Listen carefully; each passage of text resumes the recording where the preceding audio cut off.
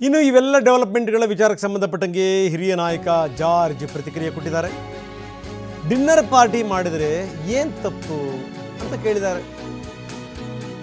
ಏನು CM ಮಂತ್ರಿಗಳನ್ನು ಕರೆದೇನು ಊಟ ಕೊಡಬಾರ್ದಾ, ಊಟಕ್ಕೆ ಕರಿಬಾರ್ದಾ? ಇದು ಜಾರ್ಜ್ ಅವರ ಪ್ರಶ್ನೆ. ಮಂಡ್ಯದಲ್ಲಿ ಮಾತನಾಡಿದರು ಜಾರ್ಜ್. ಡಿನ್ನರ್ ಪಾರ್ಟಿ ಮಾಡಿ CM ಬದಲಾವಣೆ ಮಾಡಲಿಕ್ಕಾಗಲ್ಲ. ಸೇರ್ತೀವಿ, ಸಭೆ ಮಾಡ್ತೀವಿ, ಊಟ ಮಾಡ್ತೀವಿ, ಮಾತಾಡ್ತೀವಿ. ಒಂದು ಮನೆಯಲ್ಲಿ 4 ಜನ ಕೂತು ಊಟ ಮಾಡಿದ್ರೆ ಅದೊಂದು ದೊಡ್ಡ ತಪ್ಪ. ಅದನ್ನ ಯಾಕೆ ನಾವು ಮುಖ್ಯಮಂತ್ರಿ ಬದಲಾವಣೆಗೆ ಮಾಡ್ತಾ ಇದ್ದೀವಿ ಅಂತ ಅಂದ್ಕೋಬೇಕು ಅಂತ ಕೇಳಿದ್ದಾರೆ ಜಾರ್ಜ್. ನಾನು ಡಿನ್ನರ್ ಪಾರ್ಟಿ ಮಾಡೋದ್ರಲ್ಲಿ ಯಾವ್ದು ತಪ್ಪಿಲ್ಲ ಅಂದ್ಬಿಟ್ಟು ಈಗಾಗಲೇ ಮುಖ್ಯಮಂತ್ರಿಯವರು ಹೇಳಿದ್ದಾರೆ. ಡಿನ್ನರ್ ಪಾರ್ಟಿ ಮಾಡೋದ್ರಲ್ಲಿ ಏನು ತಪ್ಪಿದೆ? ನೋಡ್ರಿ, ಎಲ್ಲ ನಾವು ಮಂತ್ರಿಗಳು ಕರೆದ್ಬಿಟ್ಟು ಎಲ್ಲರಿಗೂ ಊಟ ಕೊಡ್ತೀವಿ ನಮ್ಮ ಪಾರ್ಟಿಯವರಿಗೆ. ಅದಕ್ಕೇನು ತಂದ್ರೆ ನಾವೇನು ಬೇರೆಯವರಿಗೆ ಊಟ ಕೊಡ್ತೀವಿ? ನೋಡಿ, CM ಬದಲಾವಣೆ ಮಾಡೋದು ಡಿನ್ನರ್ ಪಾರ್ಟಿಯಲ್ಲಿ ಮಾಡ್ಲಿಕ್ಕೆ ಆಗೋದಿಲ್ಲ. CM ಬದಲಾವಣೆ ಅಥವಾ CM ಮಾಡಬೇಕಾದ್ರೆ ಲೆಜಿಸ್ಲೇಟರ್ಸ್ ಪಾರ್ಟಿಯವರು ಡಿಸಿಷನ್ ತಗೊಳ್ತಾರೆ, ಹೈಕಮಾಂಡ್ ಅವರು ಇದು ಮಾಡ್ತಾರೆ. ಆ ಥರ ನಿಮಗೆಲ್ಲ ಗೊತ್ತಿರೋದು. ಅಲ್ಲಿ ನಾನು ಇಲ್ಲಿ ಕೂತು ನಾನು ಹೇಳಿದ್ರೆ ಯಾರಾದ್ರು ಮಾಡ್ಲಿಕ್ಕೆ ಆಗ್ತದೆ? ಬದಲಾವಣೆ ಮಾಡಿ ನೋಡಿ, ಅದೆಲ್ಲ ಅವರು ಹೈಕಮಾಂಡ್ ಅವ್ರನ್ನ ಕೇಳಬೇಕು. ಹೈಕಮಾಂಡ್ ಅವ್ರನ್ನ ಹೇಳಿದಾರಾ? ಯಾರಾದರೂ ಹೇಳಿದಾರ ಇಲ್ಲಿ ತನಕ ಒಪ್ಪಂದ ಆಗಿದೆ ಬದಲಾವಣೆ ಆಗ್ತದೆ ಹೇಳಿದಾರಾ? DKC ಅವರು ಹೇಳಿದ್ರೆ ನನಗೆ ಗೊತ್ತಿಲ್ಲ ಹೇಳಿದಾರ ಇಲ್ಲ ಅಂತ ನೀವು ಹೇಳ್ತಾ ಇದ್ದೀರಿ. ಹಿಂದೆ ಒಂದ್ಸಲ ಹೇಳಿದ್ರಲ್ಲ ಅಂತ ಸರ್. ಇಲ್ಲ, ಯಾವತ್ತೂ ಅವರು ಆ ಥರ ಹೇಳೋದಿಲ್ಲ. ಅವರು ಯಾಕೆ ಹೇಳಬೇಕು? ಅವ್ರು ಹೇಳೋದಿಲ್ಲ ಆ ಥರ. ಅದೆಲ್ಲ ಹೈಕಮಾಂಡ್ ಅವರು ನಮ್ಮ ಚೀಫ್ ಮಿನಿಸ್ಟರ್ ಹೇಳಿದ್ದಾರೆ. ಏನೇ ನಿರ್ಧಾರ ಮಾಡಬೇಕಾದ್ರೂ ಹೈಕಮಾಂಡ್ ಅವರು ನಿರ್ಧಾರ ತಗೊಳ್ತಾರೆ. ಹೈಕಮಾಂಡ್ ಅವರು ಹೇಳಿದಾರಾ? ನಾವು ಒಂದು ಮನೆಯಲ್ಲಿ 4 ಜನ ಊಟ ಮಾಡಿಬಿಟ್ರೆ ಅದನ್ನು ಚೀಫ್ ಮಿನಿಸ್ಟರ್ನ ಬದಲಾವಣೆ ಮಾಡಲಿಕ್ಕೆ, ಇನ್ನೊಬ್ಬರನ್ನ ಬದಲಾವಣೆ ಮಾಡಲಿಕ್ಕೆ ಅದಕ್ಕೆ ಹೇಳ್ತೀರಾ? ಪ್ರಶ್ನೆ ಇಲ್ಲ. ಕಾಂಗ್ರೆಸ್ಸು ಸದೃಢವಾಗಿದೆ, ಕಾಂಗ್ರೆಸ್ಸು ಜನ ಪರವಾಗಿದೆ, ಜನ ಕಳಿಸಿದ್ದಾರೆ. ಲಾಸ್ಟು ಉಪಚುನಾವಣೆಯಲ್ಲಿ 3 ಸ್ಥಾನಗಳನ್ನು ನಾವು ಗೆಲ್ಲಿಸಿದ್ವಿ. ಅದೆಂಥ ಸ್ಥಾನಗಳು ಗೆದ್ದಿದ್ದು ನಿಮಗೆಲ್ಲ ಗೊತ್ತಿದೆ.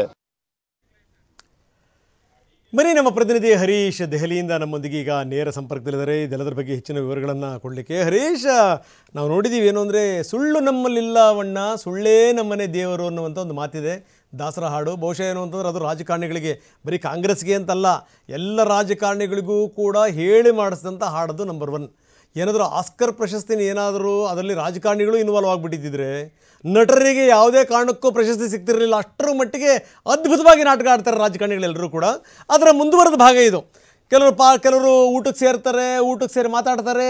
ಬಹಳ ದಿವಸ ಆಗಿತ್ತು ನಾಟಿ ಕೋಳಿ ಸಾರು ತಿಂದು, ಅದಕ್ಕೋಸ್ಕರ ಸೇರಿದ್ದೀವಿ ಅಂತ ಮಾತನ್ನು ಹೇಳ್ತಾರೆ. ನಾವು ಕೂಡ ಅದನ್ನ ಒಪ್ಪಲೇಬೇಕಾಗುತ್ತೆ. ಈಗ SC/ST ಸಮಾವೇಶ ಇತ್ತು, ಅದಕ್ಕೋಸ್ಕರ ಅದಕ್ಕೆ ಸಂಬಂಧಪಟ್ಟಂಗೆ ನಾವು ಚರ್ಚೆ ಮಾಡಿದ್ವಿ, ತಪ್ಪ ಅನ್ನುವಂಥ ಮಾತನ್ನು ನಾಯಕರು ಕೇಳ್ತಾರೆ. ಅದನ್ನು ಕೂಡ ನಾವು ಕೇಳಬೇಕು.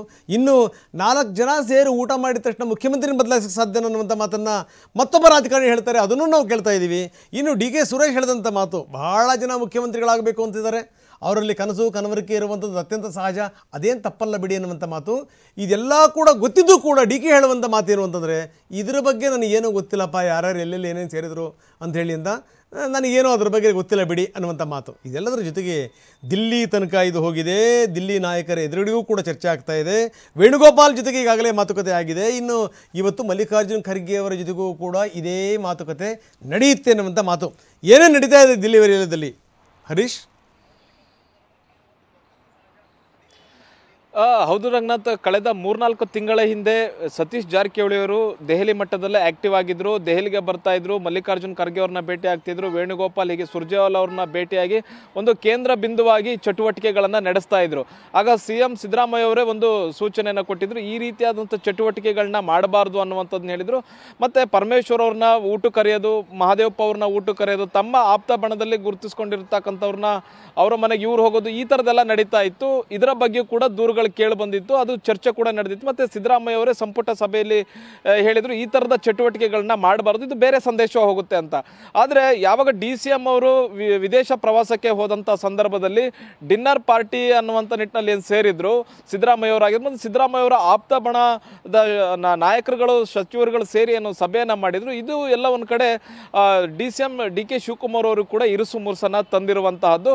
ಜೊತೆಗೆ ಈಗ ಪರಮೇಶ್ವರ್ ಅವರು SC ಸಮುದಾಯದ ಶಾಸಕರು ಸಚಿವರನ್ನ ಮತ್ತೆ ಸಭೆಗೆ ಕರೀತಾ ಇರುವಂಥದ್ದು ಕೂಡ ಎಲ್ಲ ಒಂದು ಕಡೆ ಇದು DCM DK ಶಿವಕುಮಾರ್ ಅವರಿಗೂ ಕೂಡ ಎಲ್ಲ ಇರುಸು ಮುರುಸು ಆಗುವಂತಹ ಇರುಸು ಮುರುಸು ಆಗ್ತಾ ಇದೆ. ಹೀಗಾಗಿ ಅವರು ದೆಹಲಿಯಲ್ಲಿ ನಿನ್ನೆ KC ವೇಣುಗೋಪಾಲ್ ಅವ್ರನ್ನ ಭೇಟಿಯಾಗಿದ್ರು. KC ವೇಣುಗೋಪಾಲ್ ಅವ್ರನ್ನ ಭೇಟಿಯಾಗಿ ದೆಹಲಿಯ ಚುನಾವಣೆಯ ಜೊತೆಗೇನೆ ರಾಜ್ಯದಲ್ಲಿ ಆಗ್ತಾ ಇರ್ತಕ್ಕಂಥ ಬೆಳವಣಿಗೆಗಳ ಬಗ್ಗೆನೂ ಕೂಡ ಚರ್ಚೆ ಮಾಡಿದ್ದಾರೆ ಅನ್ನುವಂತಹ ಮಾಹಿತಿ ಸಿಗ್ತಾ ಇದೆ.